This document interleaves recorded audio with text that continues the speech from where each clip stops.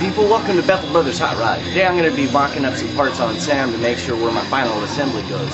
Stick around and stay tuned, I'll show you what I'm talking about. First thing I'm going to do is look through the Summit Parts magazine and check out the dimensions for the radiator I need. The one I like is this Griffin radiator. What really sold me is this made in the USA. I like that, baby. That's where I'm at. That's what I want to buy from.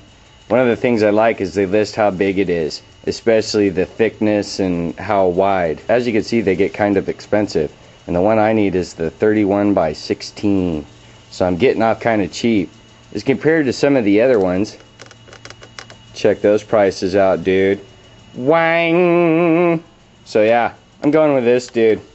Yep, I like that price better. So what I did is I took the measurements and I mocked up a radiator. Joe's not a big fan of using mock-up parts. He'd rather have the part itself. But for me, I like to have something to visualize, so when I put it up to something, I can tell if something's in the way. The mounting bracket for the original grill is way in the way. Not only that, I got to take care of all this rust back here, but where it sits, it's totally going to fit. The fill would be down here. This is upside down. And it's going to miss where the bumper goes through and the rails of the frame. You can see with it mocked up on the frame that it fits good between the rails, so I won't have a lot of problem with bracing the bottom end.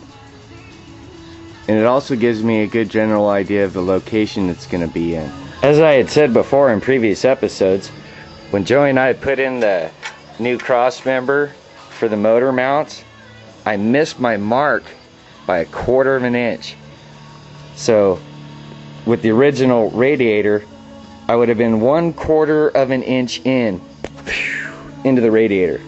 So by doing this, it can give me a good way to be able to space out how far away I'm going to be from the fan, where it has to sit on the frame.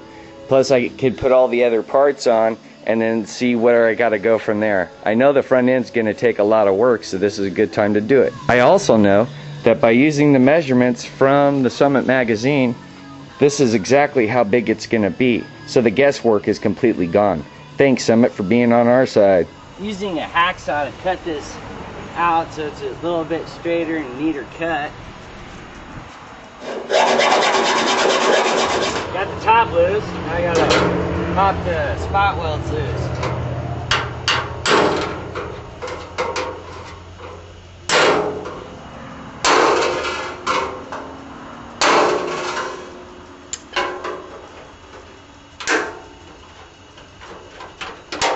I'm going to use the spike and the little dolly hammer to straighten this out.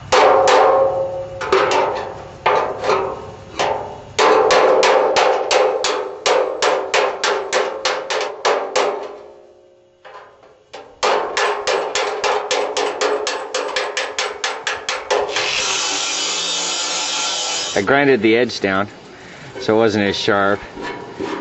I'm leaving this tab on because I might need it for a mount.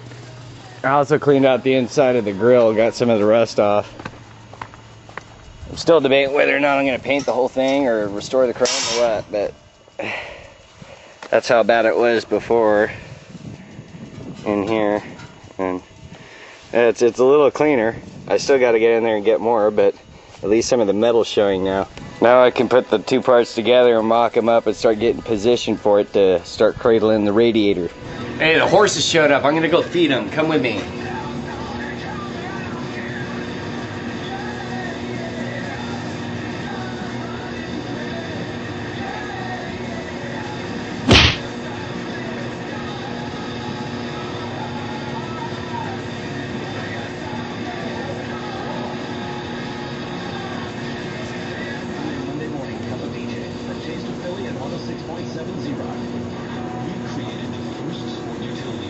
Alright, that's it with playing with the horses. I don't know if you can tell that I've got the grill sunk in on the sides and it's mounted and bolted. I saved you all the drilling and the screwing and the screaming.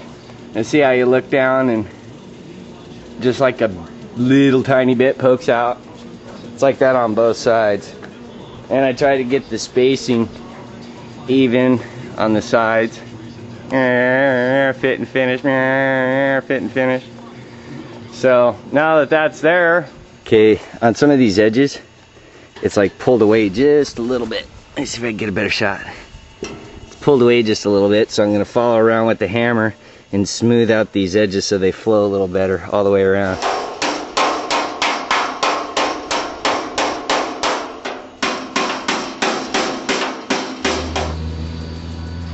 It's starting to get a little hot out here. I got the part back on and it looks great. I think tomorrow I'll get the rest of the parts and mock it up, make sure I'm right where I need to be. Do me a favor and stop by and buy my book. If you go to my MySpace page, flash the link. You scroll down underneath the player, look at my blog where it says Kale. You click on that and it's quick links straight to the book on the pages that sell it. So go by there and check it out and it'll alleviate some headache. And if you don't want to buy the book, buy some songs. I got them at 50 cents a piece right on the MySpace page. Check it out. Alright, so that's going to do it for today. Thanks for watching Bethel Brothers Hot Rod. Peace out, babies.